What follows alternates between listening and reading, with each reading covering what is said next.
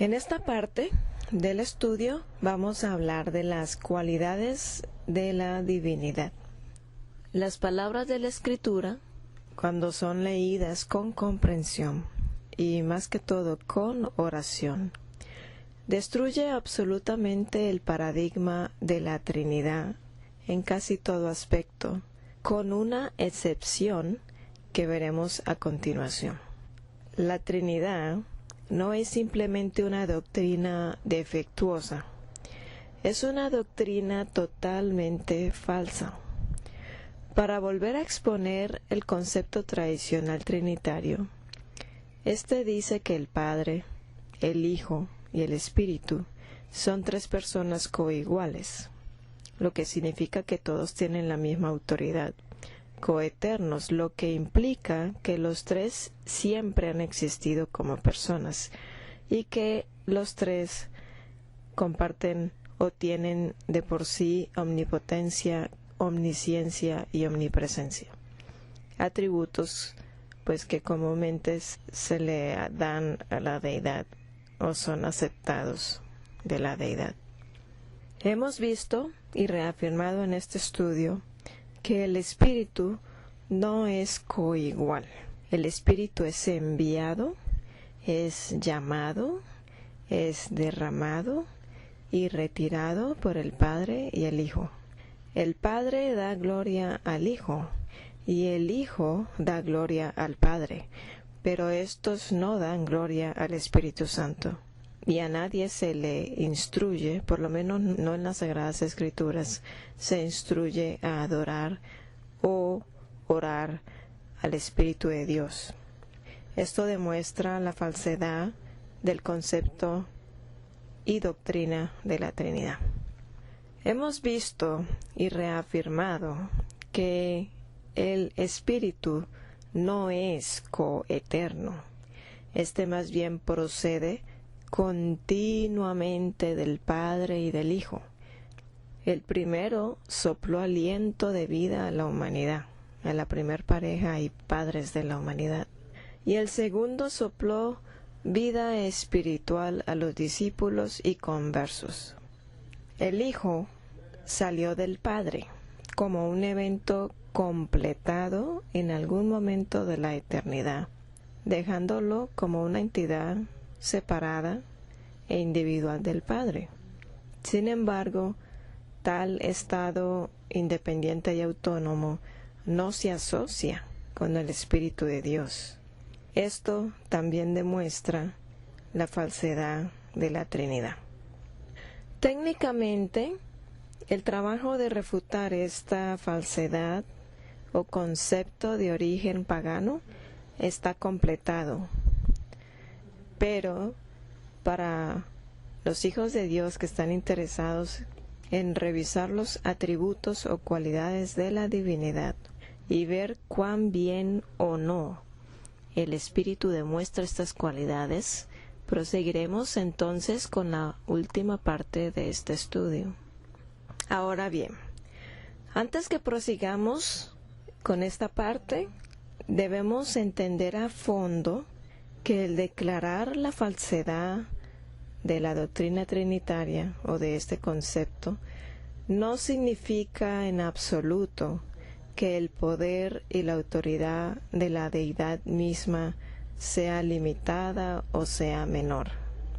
No, simplemente se indica que el Espíritu Santo no fue pensado para funcionar como un poder o autoridad independiente y autónomo del Padre y del Hijo. Lo que el Espíritu Santo estuvo y está destinado a hacer, lo hace perfectamente y de una manera que eclipsa por completo la comprensión humana. Sin embargo, las Escrituras sí nos dice lo que este Espíritu hace y no hace. Como hijos de Yahweh, tenemos la responsabilidad de dar un testimonio claro, completo y preciso de la naturaleza de nuestro Padre Celestial. Esto es todo para nosotros como pueblo. Por esta razón, debemos examinar las cosas que las Escrituras nos dicen acerca de Él. Porque las cosas secretas pertenecen al Señor nuestro Dios, mas las reveladas son para nosotros y para nuestros hijos por siempre, para que cumplamos todas las cosas escritas en la ley. Ok, entonces empecemos ahora con la omnipotencia. Omnipotencia significa capaz de hacer todas las cosas. Aquel que es omnipotente es todopoderoso. De allí la razón por la que llamamos a Yahweh el Todopoderoso. Se nos dice que el Padre es omnipotente. Leemos: Oh Señor Dios, he aquí que tú hiciste el cielo y la tierra con tu gran poder y con tu brazo extendido. No hay nada que sea difícil para ti, que haces misericordia en millares y vuelves la maldad de los padres en el seno de sus hijos después de ellos. Dios grande y poderoso es Yahweh de los ejércitos, es su nombre. Jeremías 32, 17 al 18. Se nos dice que el Hijo es omnipotente o todopoderoso, pero esto fue antes de su encarnación como Hijo de hombre.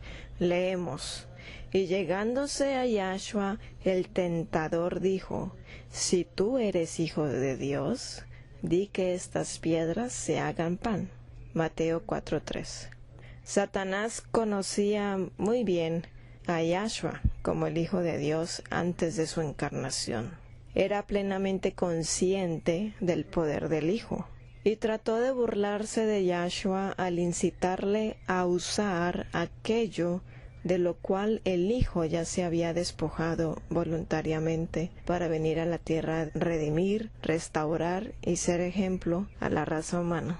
Como vimos en un pasaje anterior, fue a través del Hijo preencarnado que fueron creadas todas las cosas. Pero durante su estadía en la tierra, se humilló a sí mismo para sujetarse a nuestras limitaciones. Y no solamente durante su estadía, sino desde ese momento en adelante cuando tomó parte de la naturaleza humana. Tras el éxito de su misión y de su resurrección, el Padre devolvió al Hijo la grandeza y majestad de la cual se había despojado.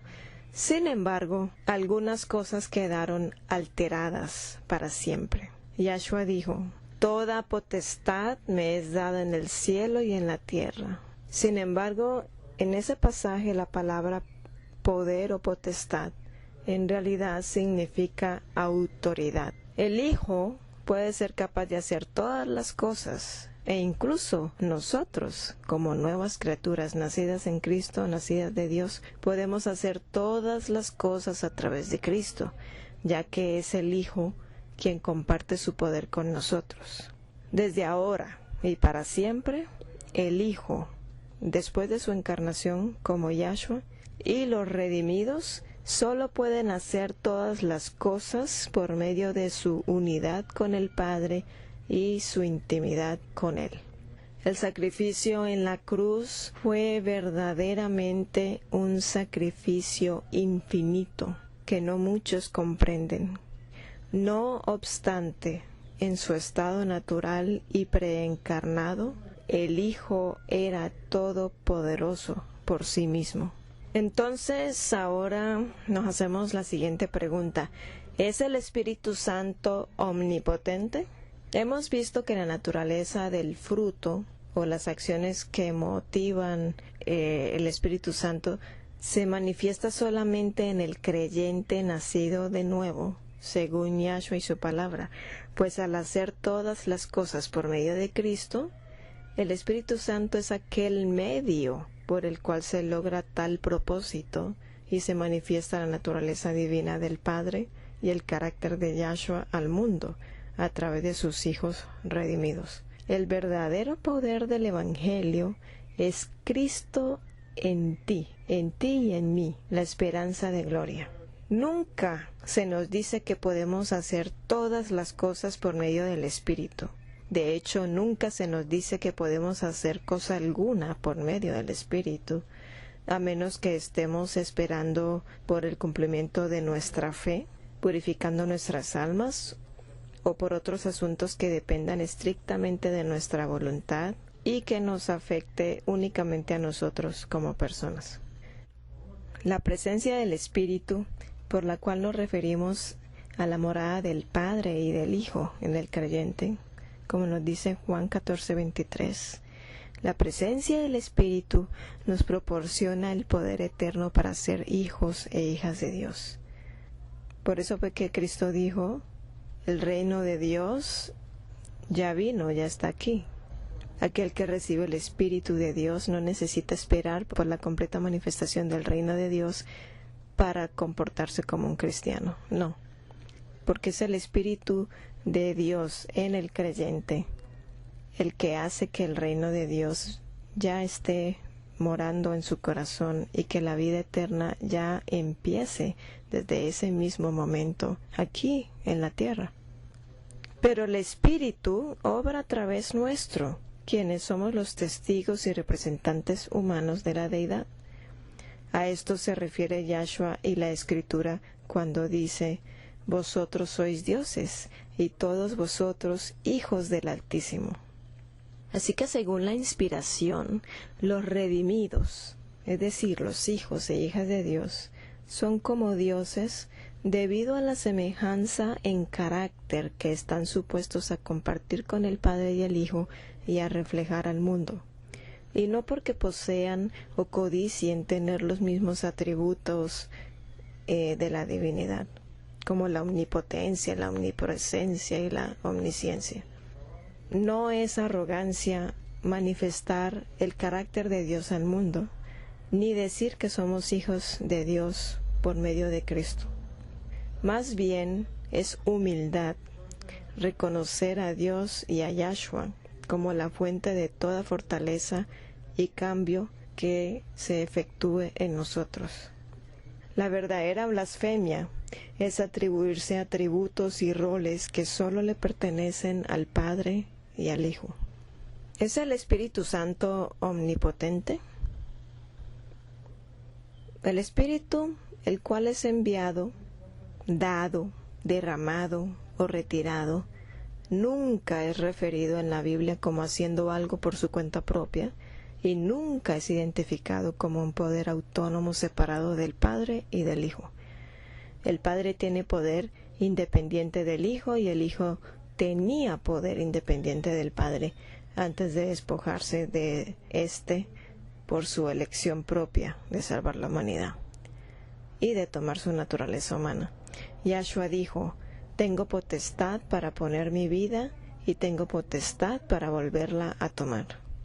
En cambio, el Espíritu no hace nada excepto cuando éste es enviado a hacer lo que está supuesto a hacer. Y cuando éste procede del Padre, siempre va a estar continuamente procediendo del Padre y del Hijo, que son los únicos seres divinos de la Deidad. Por lo tanto, no puede decirse que el Espíritu Santo es todopoderoso por derecho propio. El concepto de la Trinidad también se queda corto en este punto. La omnipresencia. El Padre manifiesta omnipresencia, la cual es la habilidad de estar en todos los lugares al mismo tiempo. Leemos, ¿ocultaráse alguno, dice Yahweh, en escondrijos que yo no lo vea? ¿No lleno yo, dice Yahweh, el cielo y la tierra? Jeremías 23:24. El Hijo también manifiesta omnipresencia después de la resurrección al decir, y yo estoy con vosotros todos los días hasta el fin del mundo. Esta no fue una declaración ociosa, pues después de su ascensión puede estar presente en todos sus hijos e hijas a través de la presencia del Espíritu Santo. A esto se refirió Juan el Bautista cuando dijo que Yahshua vendría y bautizaría con el Espíritu Santo. Sin embargo, cuando hablamos del Espíritu Santo, el Consolador, siendo enviado a nosotros, Yahshua dice específicamente, y yo rogaré al Padre, y os dará otro Consolador para que esté con vosotros para siempre, el Espíritu de verdad, al cual el mundo no puede recibir, porque no le ve ni le conoce. Pero vosotros, hablándole a los discípulos, lo conocéis, porque vive con vosotros y estará en vosotros. No os dejaré huérfanos, volveré a vosotros. Juan 14, 16, 18. Hay varios puntos interesantes planteados en esta declaración de Yahshua. En primer lugar, vemos que el Espíritu, como mencionamos anteriormente, solo puede ser conocido a través de otras personas y del fruto que manifiesta en esas personas. Yahshua no dijo, ustedes conocen el Espíritu porque se les ha aparecido. No, más bien dice, ustedes le conocen porque oti, ¿sí? El término griego oti, porque mora con vosotros, es decir, mi persona, y morará en vosotros, es decir, en vuestras personas, ¿sí? Los discípulos, dice Yahshua, conocían el Espíritu porque moraba con ellos, es decir, cuando Cristo estaba con ellos en persona, y morará en ellos, es decir, en sus personas, cuando viniese el Espíritu Santo, o cuando Él lo mandase. Segundo, aunque el Espíritu es llamado otro Consolador, Yahshua parece estar diciendo inmediatamente lo contrario cuando dice, vendré a vosotros. ¿Cómo puede Cristo ser otro Consolador si el Consolador es enviado en lugar de Él? Muchos trinitarios han hecho esta pregunta como una forma de demostrar la existencia de una tercera persona autónoma en la deidad. Sin embargo, la respuesta es revelada en el mismísimo pasaje. Cristo, mientras estaba con sus discípulos, nunca estuvo en ellos, como había prometido que estaría con el Espíritu. Debemos recordar que nosotros aceptamos al Hijo de Dios como pleno Dios y pleno hombre. El hombre Jesucristo estaba con la humanidad en forma física. Incluso ahora ministra como nuestro sumo sacerdote en el santuario celestial.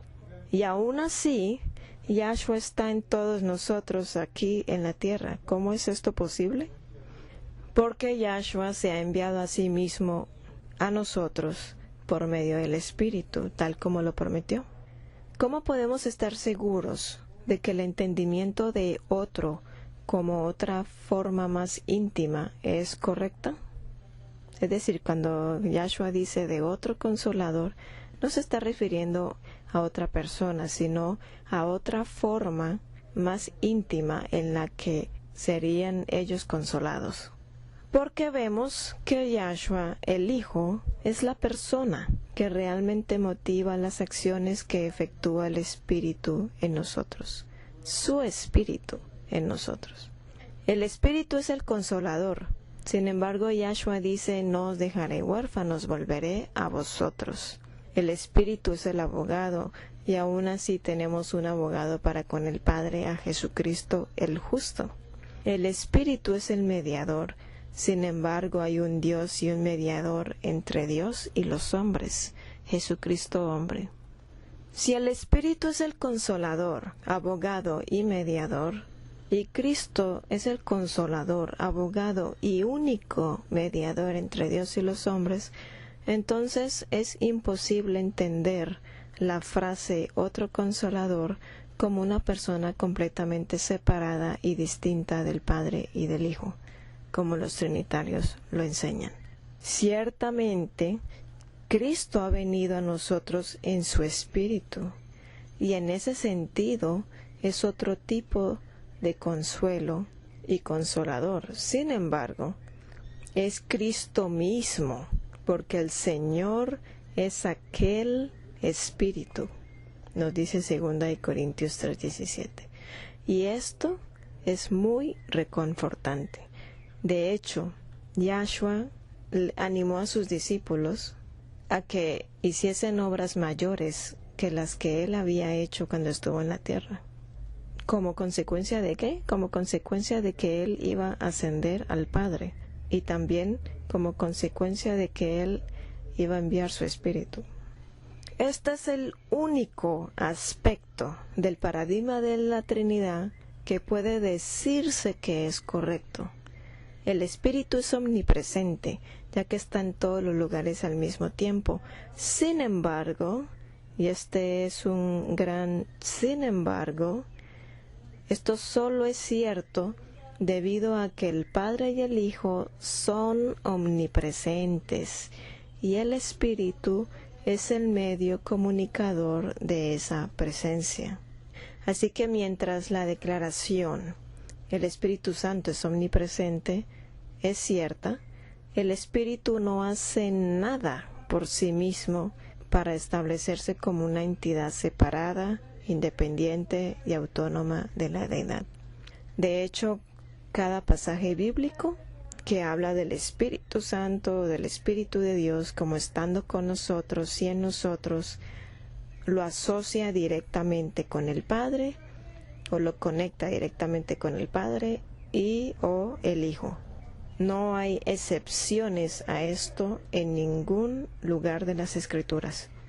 Así que, en base a este entendimiento, podríamos decir que una quinta parte o un 20% del paradigma trinitario es técnicamente cierto, es decir, el Espíritu Santo es omnipresente, pero es omnipresente debido a que el Padre y el Hijo, quienes son los seres divinos de la deidad, son omnipresentes, y el Espíritu es aquel medio por el que su omnipresencia es manifestada. Sin embargo, el 80%, el otro 80% en cuanto a la coeternidad, coigualdad, omnipotencia y omnisciencia, es falso, según la palabra de Dios, ya que el Espíritu Santo no cumple con ninguna de esas. Yahshua le dice a la mujer samaritana, vosotros, o le dice a los samaritanos, ella es la representación de los samaritanos, ¿sí? Entonces él dice, vosotros adoráis lo que no sabéis, nosotros adoramos lo que sabemos, porque la salvación viene de los judíos, o provino de los judíos, ¿sí? Al pueblo judío Dios le manifestó la verdad. Si investigamos un poco sobre la religión judía y el entendimiento que tenía el pueblo judío, nos damos cuenta que el concepto trinitario de la deidad, tal como fue redactado por el Concilio de Nicea y enseñado posteriormente por la Iglesia Católica, no era compartido para nada por el pueblo judío. Ahorita vamos a ver la omnisciencia. La omnisciencia es la habilidad o capacidad de saber todas las cosas a la vez. En otras palabras, no se podría aumentar en conocimiento infinito y aprender algo nuevo, porque tendríamos que saber también cómo obtener todo ese potencial conocimiento futuro de todo el conocimiento que ya existe. Como pueden ver, es algo que el ser humano pues no puede hacer.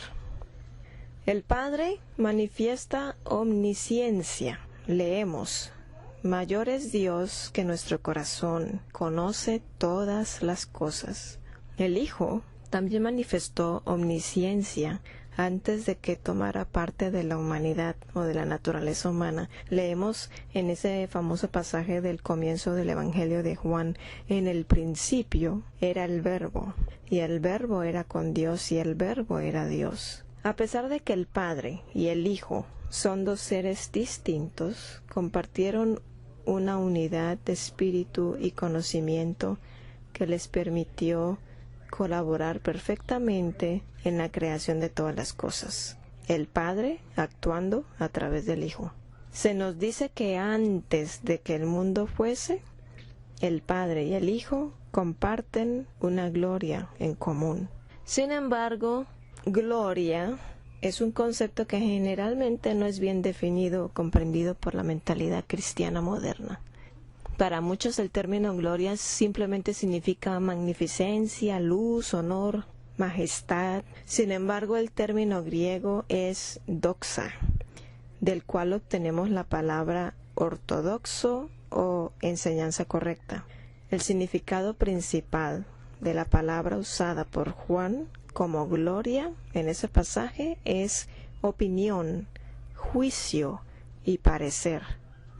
Es decir, el Padre y el Hijo eran de una opinión, de un juicio y de un mismo parecer, aún antes de que el mundo fuese, lo cual demuestra la omnisciencia de ambos. Ahora bien, como ya hemos visto, el Hijo se limitó a sí mismo por amor a nosotros al tomar de la naturaleza humana, y aunque los discípulos comprendieron que Yahshua conocía todas las cosas relativas a la ortodoxia o a las enseñanzas correctas de la Escritura, no fue cierto que Yahshua fue omnisciente, es decir, sabiendo todas las cosas simultáneamente a la vez, porque al no ser solamente espíritu, sino también carne, los pensamientos de su mente se generaban de igual forma a los nuestros, es decir, por medio de un órgano finito llamado el cerebro. Ahora, es muy cierto que Yahshua tenía dirección del Espíritu Santo del Padre y sabía cosas de individuos que recién conocía, pero todas aquellas cosas que Yahshua hizo durante su ministerio terrenal, ¿sí? Como teniendo discernimiento, haciendo milagros y hasta resucitando muertos, las hizo y las conocía como profeta, como cualquier profeta humano dirigido por el Espíritu e inspirado por el Espíritu de Dios. De hecho, Yahshua habló del tiempo de su segundo regreso diciendo algo muy significativo. Él dijo: pero de aquel día y hora de la segunda venida, ningún hombre sabe, ni aun los ángeles de los cielos, sino solo mi Padre. Combinemos esto ahora con la lectura paralela del Evangelio según Marcos, que dice: pero de aquel día y de la hora ningún hombre sabe, ni aun los ángeles que están en el cielo, ni el Hijo, sino el Padre. Así que tenemos dos testigos aquí que se complementan mutuamente. El primero dice solo mi Padre y el segundo dice ni el Hijo. Ahora bien, la omnisciencia que identifica a las personas de la deidad, pues demandaría que Dios sepa todas las cosas simultáneamente a la vez. Y nuevamente entendemos que el Hijo no mantuvo esta capacidad y conocimiento en su ministerio humano una vez que tomó parte de la naturaleza humana al voluntariamente humillarse, que cuando dice humillarse literalmente el término es reducirse a sí mismo.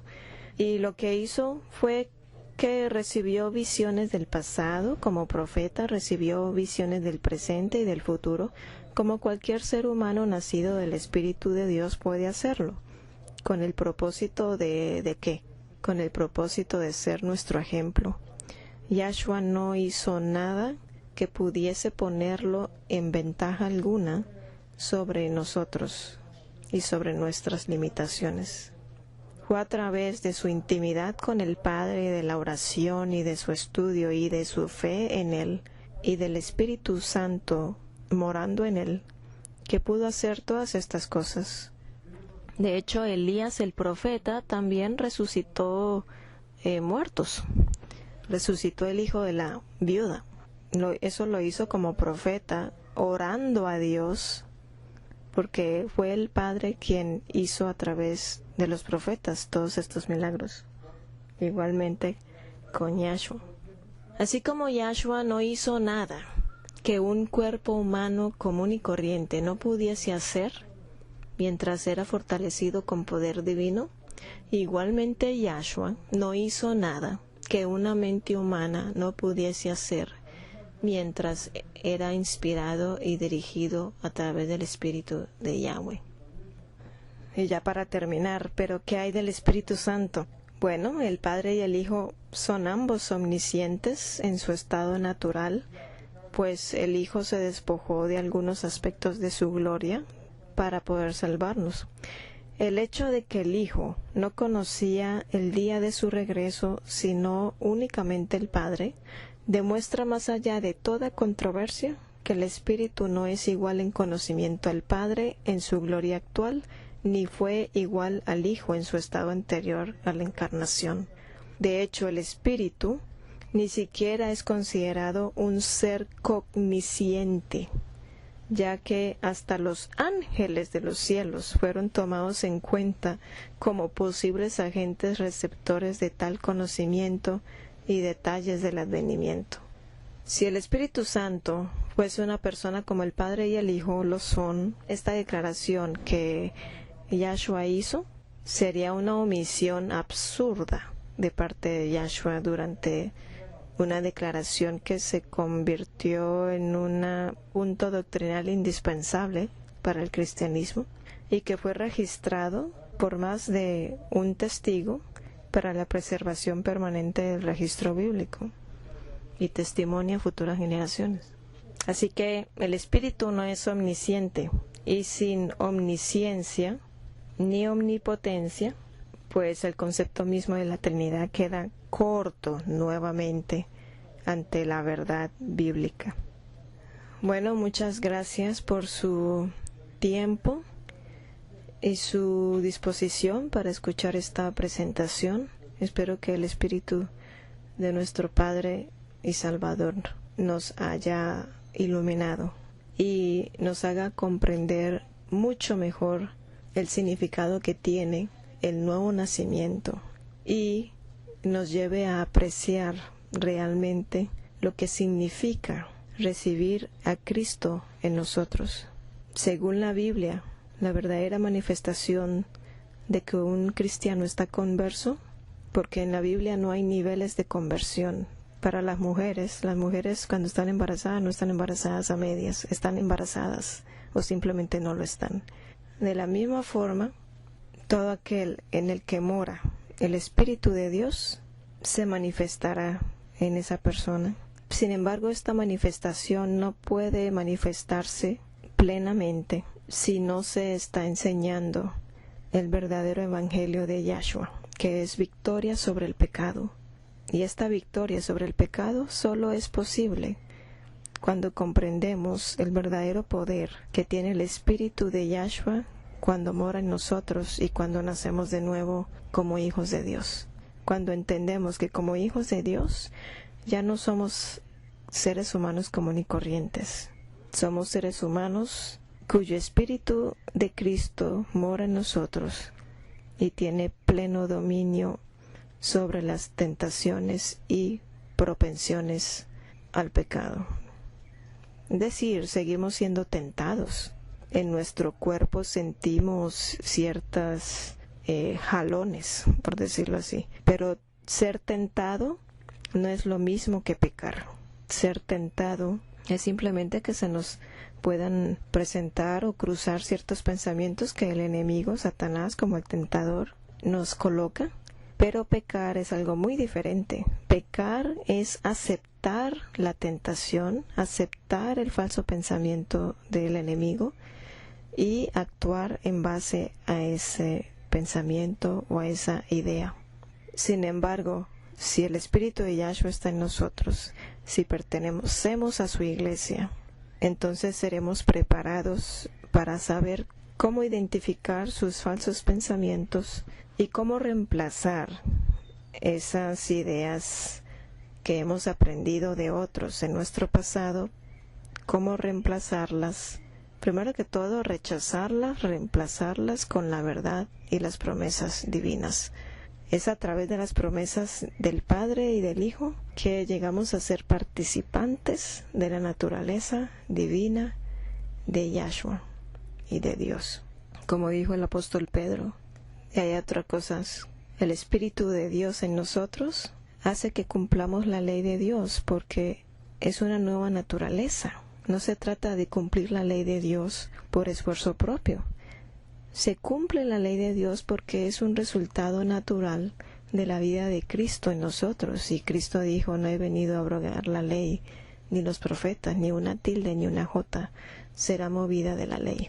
Entonces, la ley, los 10 mandamientos, son una transcripción que reflejan el carácter del Padre. Y si hemos recibido el Espíritu de Dios y de Yahshua, cumpliremos la ley de Dios. ¿Por qué? Porque hemos nacido de lo alto, hemos nacido de la simiente de Dios. Y es por eso que en 1 de Juan se nos dice, todo aquel que ha nacido de Dios no peca, porque su simiente permanece en él y no puede pecar porque es nacido de Dios. Así que nacer de Dios es por creación, es por pura creación y por nuestra fe en ese poder creador que hay en su